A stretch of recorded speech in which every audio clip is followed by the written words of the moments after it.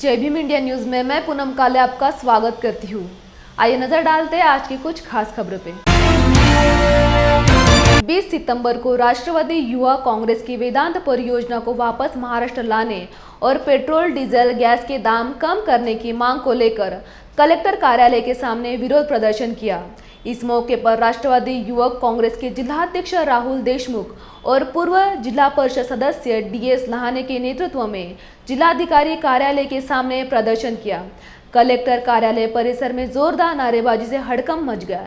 इस वक्त गजानन चेके, वैभव टेकाले, उद्धव चेके, ओम प्रकाश बोंडे, अक्षय बोचरे के साथ राष्ट्रवादी युवा कांग्रेस के पदाधिकारियों ने भाग लिया। काँग्रेस पार्टीचा राष्ट्रवादी काँग्रेस पार्टीचा राजेंद्र शिंदे साहेबांचा पीक विमा शेतकऱ्याला पीक विमा शेतकऱ्यांना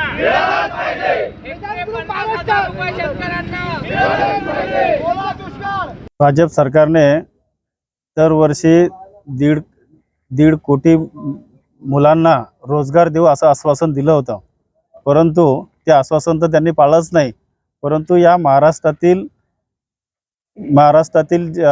बेरोजगार युवकांसाठी वेदांत फॉस्कॉन हा एक प्रकल्प वरदान ठरणार होता। जवळपास 1.5 लाख मुलांना त्या ठिकाणी रोजगार मिळणार होता, परंतु तो प्रकल्प सुद्धा या शिंदे सरकारनं, फडणवीस सरकारनं हा मोदी शहांना खुश करण्यासाठी त्या गुजरातमध्ये तो पाठवला आणि इथल्या युवकांच्या प्रती त्यांनी एक घोर त्या युवकांची नाराजी केली। त्यामुळं आपला हा प्रकल्प बाहेर राज्यात गेल्यामुळे युवकांच्या मनामध्ये तीव्र अशी नाराजी आहे। त्या नाराजीचा त्याचा निषेध करण्यासाठी आज राष्ट्रवादी युवक काँग्रेस पार्टीच्या वतीने या ठिकाणी आंदोलन करण्यात आलं।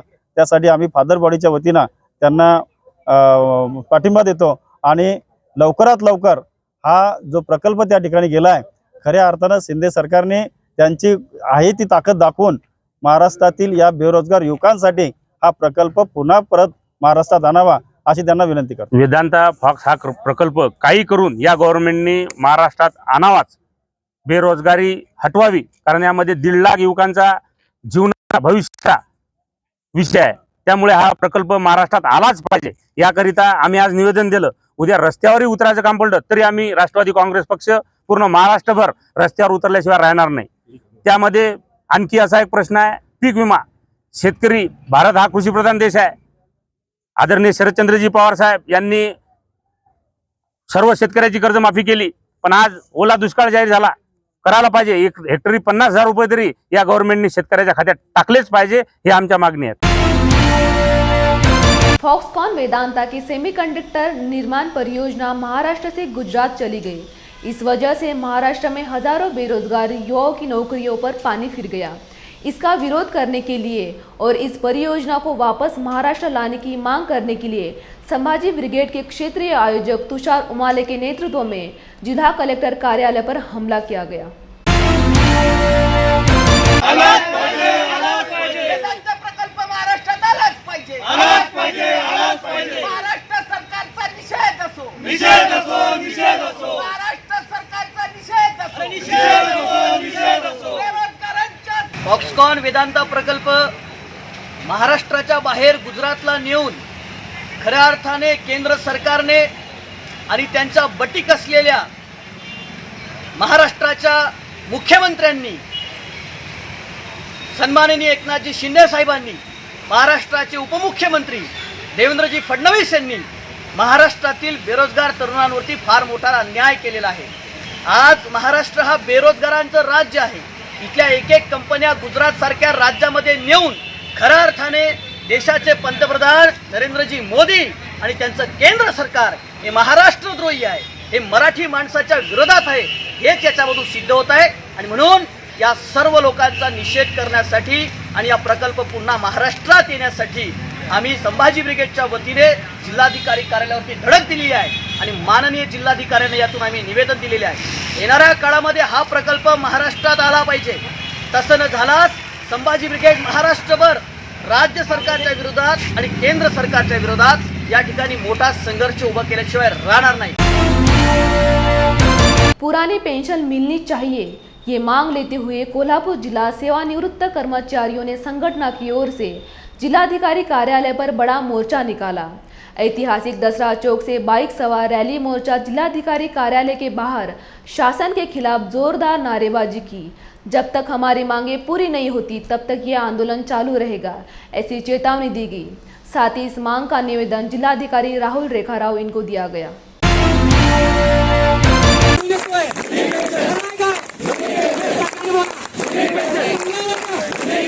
और उसके साथ में एनपीएस में काम करने वाले सब कर्मचारी आज पूरा राज्य में बाइक रैली निकाल रहे हैं और अपनी मांगनी जो है वो जूनी पेंशन योजना सबको लागू करना चाहिए, एनपीएस बंद करना चाहिए, जिससे भविष्यकाल ही नहीं ऐसी एनपीएस चालू की है सब राजस्थान और झारखंड गोवा और राज्य ने दी है। तो ये महाराष्ट्र गवर्नमेंट का पूरा पुरोगामी विचार से है, मगर वो अपने राज्य सरकार को और इन सरकारी कर्मचारी को जो पेंशन दे रहे हैं उसमें भविष्य का कुछ भी नहीं है। जो जूनी पेंशन के लिए कुछ भी खर्चा नहीं, मगर नया पेंशन के लिए सबका 10% और गवर्नमेंट का 40% सब जगह पे कट होता है। हर महीने में इतना पैसा पेंशन अथॉरिटी के पास जाता है। पेंशन अथॉरिटी की है वो बाहर के जो उद्योगपति है सट्टा बाजार है उसमें वो इन्वेस्ट करते हैं, इसके हिसाब से ये लोग का पेंशन का भविष्य है। अभी जो पेंशन है वो पेंशन सबके कुटुंब के लिए चाहिए, कुटुंब निवृत्ति वेतन के लिए चाहिए। ठाकरे परिवार के खिलाफ भाषण देने वाले पूर्व मंत्री रामदास कदम के खिलाफ शिव सैनिक आक्रामक हो गए हैं। अलीबाग के छत्रपति शिवाजी महाराज चौक पर जिलाध्यक्ष सुरेंद्र म्हात्रे के नेतृत्व में शिव सैनिकों ने रामदास कदम का विरोध किया। कदम की छवि पर जूते मारे और उनके खिलाफ जोरदार नारेबाजी की गई। हम तुम्हारे साथ हैं। वकील साहब आगे बढ़ो। हम तुम्हारे साथ हैं। गद्दार रामदास कदम साहब जय हो। गद्दार रामदास कदम साहब जय हो। योगेश कदम रामदास कदम दोघांचा मुर्दाबाद मुर्दाबाद मुर्दाबाद। रामदास कदम मुर्दाबाद मुर्दाबाद मुर्दाबाद। गद्दार रामदास कदम साहब जय हो। गद्दार रामदास कदम साहब जय हो। जय भीम इंडिया न्यूज में लेते एक छोटा सा ब्रेक। क्या हुआ बहू? माँ, पाइल्स की बहुत तकलीफ हो रही है। तो तुम गुदरोग सर्जन के पास क्यों नहीं गई? देखो, जैसे हार्ट के लिए हार्ट स्पेशलिस्ट, ब्रेन के लिए ब्रेन स्पेशलिस्ट, तो पाइल्स के लिए पाइल स्पेशलिस्ट क्यों नहीं? स्त्री हो या पुरुष, टॉयलेट में तकलीफ केवल पाइल्स ही नहीं और भी कई प्रकार के गुदरोग तथा कैंसर भी हो सकता है। इसीलिए इसकी प्रत्यक्ष जांच जरूरी है। ठीक है माँ, पर जांच के लिए हम जाएंगे कहाँ? वही काले आयुर्वेदिक पाइल्स हॉस्पिटल में। लेकिन माँ, प्रेगनेंसी में पाइल्स की दवाइयाँ? प्रेगनेंसी में आयुर्वेदिक दवाइयाँ सुरक्षित होती है। जनहित में जारी काले आयुर्वेदिक पाइल्स हॉस्पिटल, औषधि चिकित्सा तथा सर्जरी ट्रीटमेंट उपलब्ध। हमारा पता उमरेड रोड, दिघौरी बस स्टॉप के पास, नागपुर। अधिक जानकारी के लिए वेबसाइट पर जाएं kalepileshospital.com। ब्रेक के बाद आपका स्वागत है। नरहर कुरुंदकर प्रतिष्ठान व नांदेड़ एजुकेशन सोसायटी नांदेड़ की ओर से आंबेडकरी महाकवी वामनदादा कर्डक इनके जन्म शताब्दी अवसर पर वामनदादा कर्डक यांच्या गीतातील ध्येयवादाचे स्वरूप इस विषय पर महाराष्ट्र के प्रसिद्ध साहित्यकार तथा संविधान अभ्यासक डॉक्टर अनंत राउत इनके व्याख्यान का आयोजन किया गया था। व्याख्यान सुनने शहर के बुद्धिजीवी नागरिक बड़ी संख्या में मौजूद थे। वामनदादा कर्डक के गीतों में जो ध्येयवाद है, उस ध्येयवाद का स्वरूप क्या है?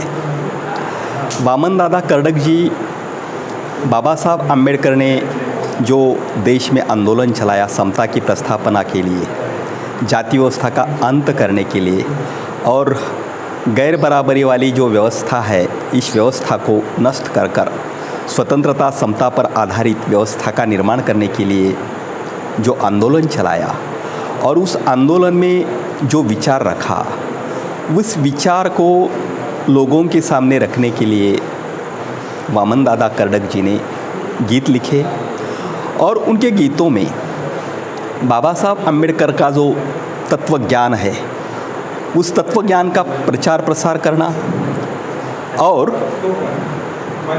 दबे कुचले लोगों में स्वाभिमान जगाना और इस देश में जो शोषणकारी व्यवस्था है, इस शोषणकारी व्यवस्था के विरोध में आंदोलन चलाने के लिए उन्होंने गीत लिखे। उनके गीतों में मूल्य है, मानवतावादी मूल्य है। उनके गीतों में अपने देश के लोगों में स्वाभिमान जगाने वाला विचार है और यहाँ जो शोषणकारी व्यवस्था है। श्यामल पत्की कुरुंदकर हा आजचा व्याख्यानाचा कार्यक्रम वामनदादा कर्डक यांच्या गीतातील ध्येयवाद असा विषय आहे। त्यांचं जन्मशताब्दी वर्ष असल्यामुळं नरहर कुरुंदकर प्रगत अध्ययन आणि संशोधन केंद्रातर्फे आपण हा व्याख्यानाचा कार्यक्रम आयोजित केला आहे। अनंत राऊत हे प्राध्यापक अनंत राऊत पीपल्स कॉलेजमधले प्राध्यापक आहेत आणि त्यांचा ह्या विषयावर गाढा अभ्यास आहे।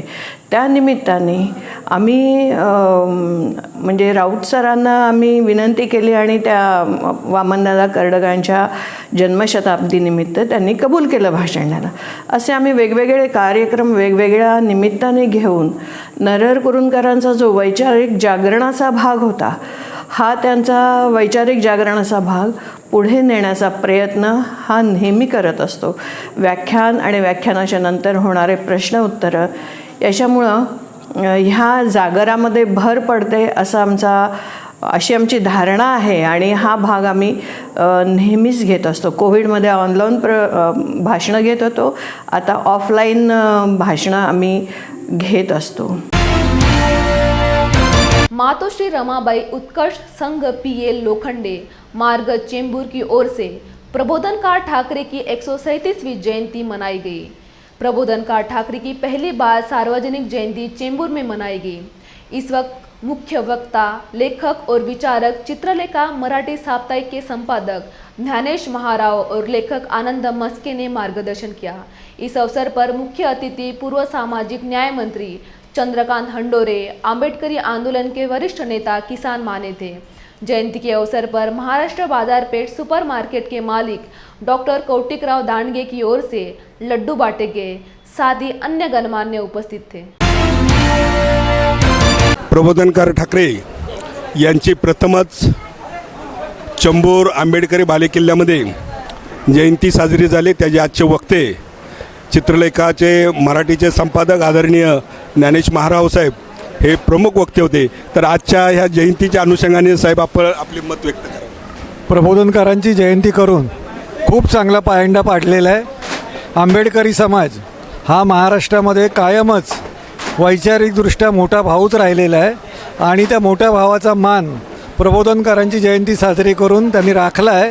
असाच वैचारिक मोठेपणा सर्व समाजामध्ये निर्माण व्हावा, त्यासाठी ही प्रबोधनकारांची जयंती खूप उपयुक्त ठरेल असं मला वाटतं। खरं तर यापूर्वीच प्रबोधनकार ठाकरेंची जयंती आम्ही करायला पाहिजे होती, पण ती केली गेली नाही। खरं आमचं दुर्दैव आहे ते। यापुढे आम्ही नेहमी करत राहणार आहोत आणि त्यांचे विचार समाजापर्यंत पोहोचवण्याचा आम्ही प्रयत्न करणार आहोत। याच्या अगोदर केली नाही, आता वेळ गेली नाही, आता झाली जयंती, आता नेहमी आता आम्ही जयंती करू। PL मार्ग आम्ही महापुरुषाची जयंती करतो, महात्मा फुले जयंती, आंबेडकर जयंती, शाहू महाराज जयंती, आणि आम्ही आता आम्हाला असं वाटलं की आम्ही प्रबोधन ठाकरेची पण जयंती करावी, म्हणून आम्ही हे प्रथमच आम्ही प्रबोधन ठाकरे जयंती करतो। आज आपण जो काय एक सामाजिक जाणीवेतून हे सगळं उभं केलेलं आहे, ही जाणीव आम्ही सतत तेवढे ठेवू अशी हे आजच्या दिवशी मी प्रतिज्ञा करतो। कार्यक्रमानिमित्त खरोखरच महाराव साहेबांनी जे काही मार्गदर्शन केलं, अगदी लोकांचं प्रबोधन करण्यासारखं मार्गदर्शन केलेलं आहे आणि सर्व जाती धर्माच्या लोकांना याच्यावरती विचार करून आपलं जे काय मार्ग आहे तो मार्ग आपण स्वीकारण्याचा प्रयत्न करावा, हीच खऱ्या अर्थाने आज त्यांची जयंती साजरी केल्यासारखं होईल। धन्यवाद। आज पहिल्याच प्रथम PL लोखंडे मार्गावर मातोश्री रमाबाई उत्कर्ष संघाने प्रबोधनकार ठाकरे यांची 137वी जयंती केली आणि इथे मुहूर्तमेढ रेवलेली आहे। सामाजिक जे बंधनं आहेत, न्याय मत देण्याचे आहे, त्याबद्दल जे आहे ते समाज आणि जातीवंताच्या पलीकडचा लढा आहे तो देण्यासाठी समर्थ पहिल्यापासूनच PL लोखंडे मार्ग सबळ मार्गदर्शन करत आहे आणि यापुढे तेही करत राहील असं मला आशा वाटते. जय भीम, नमो बुद्धाय. मातोश्री रमाबाई उत्कर्ष संघ यांच्या वतीने ज्या जयंती साजरी करण्यात आली प्रबोधनकार ठाकरे साहेब यांची, खूप बरं वाटलं. कारण की असं प्रबोधन व्हायला पाहिजे, बहुजन समाज यांना प्रबोधन व्हायला पाहिजे आणि या प्रबोधनामध्ये शेवटपर्यंत माणसांनी बसायला पाहिजे. तर त्यासाठी महाराष्ट्र बारपेठेतर्फे आम्ही एक चांगली नवीन आयडिया तयार केली आहे की सर्वांनी इथे बसायला पाहिजे. त्यासाठी आम्ही लकीडोळा काढतो आणि या लकीडोळामध्ये त्यांना पैठणीसाठी महिलांना, त्यांना पुरुषांना सूट लेन, अजून अशा इतर काही वस्तू आम्ही देतो. आणि ह्या प्रोग्राममध्ये मेन म्हणजे आम्ही मिठाई वाटप करतो, म्हणजे लाडू वाटप. तर सगळ्यांचं तोंड गोड झालं पाहिजे. असेच प्रोग्राम सर्वांनी जर घेतले तर लोक इथे सुरुवातीला बसतील, म्हणजे शेवटपर्यंत बसतील आणि हे प्रबोधन ऐकतील. तर खूप बरं वाटलं सर, आज तुम्हाला तिथे बोलवलं, तुमचे धन्यवाद. देऊलगांव मालिया विश्व शांति बुद्ध विहार बहुउद्देशीय स्मारक समिति बुद्ध टेकड़ी देमाली गवई पंच समिति और मातोश्री रमाई अंबेडकर उपासिका संघ की ओर से आयोजित वर्षावास पर्व 2022 के अवसर पर कैंडल मार्च, खीरदान कार्यक्रम और सफ़ेद साड़ी चोली वितरण कार्यक्रम संपन्न हुआ. समापन कार्यक्रम की अध्यक्षता श्रावस्ती बुद्ध विहार के गौढाला के अध्यक्ष गजानन जाधव ने की और धम्मापीठ पर भंते शीलरत्न बोधाचार्य सुरेश पवार, संजय पवार मौजूद थे. कार्यक्रम का बहारदार सूत्र संचालन आयोजक गजेंद्र गवई ने किया. कार्यक्रम की सफलता के लिए विहार समिति के पदाधिकारी भास्कर गवई, गजेंद्र गवई, अरुण गवई, विष्णु अंभोरे, रामदास हिवले, वसंत गवई, लीलाबाई इंगले, सुनंदा गवई, चंद्रभागा हिवले ने अथक परिश्रम किया. वामन दादाचं सुद्धा एक गीत आहे. वामन दादा म्हणतात, आपुल्यात काय आहे सर्व आधी पाहावे, नंतर पाहत जावे दुसऱ्यात काय आहे. दुसऱ्याचे दोष पाखडत बसल्यापेक्षा प्रथम आपले दोष काढा. आपले दोष काढून टाकायचे आहे. आपल्यामध्ये किंचितही सुद्धा लवलेसही सुद्धा नसला पाहिजे द्वेषाचा. त्यावेळेस आपण भवसागर पार करू शकतो. आणि म्हणून तिसरी प्रतिज्ञा आहे. काय प्रतिज्ञा आपल्याला करायची आहे? आहेत सत्य अनंत. काय सत्य? सत्य कशाला म्हणतात? भगवान बुद्धाने या ठिकाणी 4 आरे सत्य सांगले. सत्य अनंत आहे, सत्याला अंत नाही, सत्याला मरण नाही. सत्य हे सत्यच असते, पण सत्य समजून घेतलं पाहिजे. बरं, जोपर्यंत सत्य समजत नाही तोपर्यंत खऱ्या अर्थाने आणि आमच्या जीवनाचं कल्याण होत नाही. सत्य समजून घेण्यासाठी सम्यक दृष्टी हवी आहे. 8 अष्टांगिक आर्य अष्टांगिक मार्गातली पहिली पायरी आहे. आणि ती पायरी कोणती आहे? ती आहे आर्य अष्टांगिक मार्गातली पहिली पायरी सम्यक दृष्टी. सम्यक दृष्टी काय आहे? तर त्यासाठी 4 आर्य सत्य समजून घेणं महत्वाचं आहे. इदं खोपरं भिक्खवे दुःखं अरिये सत्यं जातीपि दुःखा, जरापि दुःखा, व्याधीपि दुःखा, मरणंपि दुःखा, संकेतेन पशुपादान खंडा दुःखा. जर हे आरे सत्य आम्हाला जर समजले तर आम्ही खऱ्या अर्थाने या दुःखातून मुक्त होऊ शकतो. आणि म्हणून खऱ्या अर्थाने सत्य समजून घेणं महत्वाचं आहे. तोपर्यंत आपल्या जीवनाचं कल्याण नाही तर आम्ही 3 महिने ऐकला. राज्य के सभी संगठित और असंगठित कामगार कर्मियों को समान काम और समान वेतन देने का निर्धार कोल्हापुर में आयोजित महिला परिषद में किया गया. स्वतंत्र मजदूर यूनियन की ओर से संगठित और असंगठित कर्मियों की महिला परिषद कस्बेबर हॉल में संपन्न हुई. इसमें प्राचार्य अर्चना जगतकर, राष्ट्रीय अध्यक्ष JS पाटिल, पुणे विभागीय आयुक्त जयश्री सोनकवड़े, डॉक्टर रेशमा पवार ने अपनी बात रखी. इस वक्त जिला महिला अध्यक्षा शिवलीला हिरेमठ, स्वप्नगंधा मौर्य, विशाखा कांबले, साधना बनगे तथा अन्य गणमान्य बड़ी संख्या में मौजूद थे. चित्रीकरण केलं. आज आपण सगळे चळवळीतले कार्यकर्ते, सगळे तत्वचिंतक, सगळे विद्वान जे काही आपले मांडवर आहेत, हे ज्यावेळेला बाबासाहेब आंबेडकरांची अंत्ययात्रेची चिन्ह पाहतात त्याचं श्रेय फक्त दलित मित्र स्वातंत्र्य सैनिक नामदेवराव होटकर यांना जातो. हे नामदेवराव होटकर आपल्या कोल्हापूर जिल्ह्यामधले आहेत. त्यांचा आम्हाला खूप मोठा अभिमान आहे. त्यांची जन्मशताब्दी झाली. त्या जन्मशताब्दीला हे म्हणून त्या मरणोत्तर आम्ही आमच्या या संघटनेच्या महिला परिषदेच्या निमित्तानं आमच्या संघटनेचे राष्ट्रीय अध्यक्ष महिला मेळावा आयोजित केलेला होता. आणि या महिला मेळाव्यामध्ये संघटित आणि असंघटित कामगार चळवळीमध्ये आणि आंबेडकरी चळवळीमध्ये असणाऱ्या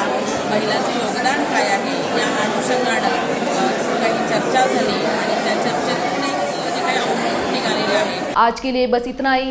देखते रहिए जय भीम इंडिया न्यूज।